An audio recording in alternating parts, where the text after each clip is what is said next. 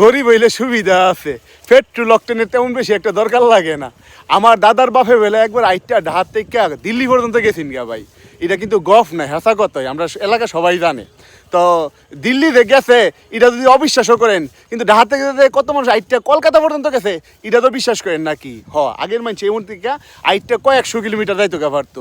এখন যদি আমরা আডা শুরু করে দিই, এমন ধান হেতার চিপা থাবাদা, আমরা কিন্তু তেলের দরকার লাগতো না। এই তেলের দোকানে কি এত বড় লম্বা সিরিয়ালও দেওয়ান লাগে না।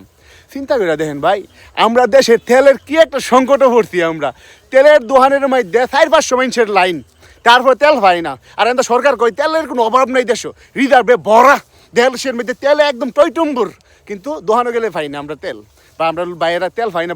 বাইক লিয়ে 400-500 মানুষের লাইনে দাঁড়িয়ে রয়েছে, তেল বেলে নাই, দেশের থেকে তেল উধাও হয়ে গেছে। আবার সরকার কয় তেলের দাম একটুও বাড়ছে না, তেলের দাম যা আছেন তাওই, কিন্তু আমার দোকানে গেলে দেখা যায় যে প্রতি লিটার হতিতে 100 টাকা করে কম করে হলো বাড়ছে। কিন্তু আমরা কার কথা বিশ্বাস করতাম ভাই? সরকারের কথা বিশ্বাস করাম নাকি আমরা এই দোকানদার ভাইয়ের কথা বিশ্বাস করতাম?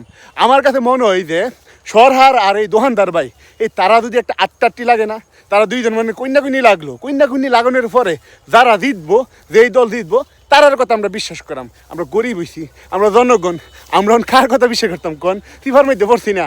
তো এর লাগে আমার কাছে মনে হয় যে এই সিফার থেকে উদ্ধারণের একমাত্র সমাধান হইতে থাকে আডা শুরু করে দিলেন। আইটটা মাইল কিলোমিটার যান, যখন দেখবেন যে তেলের কামার লাগতেছে না, তখন দেখবেন যে তেলের বাজার এমনি স্বাভাবিক হয়ে আইব।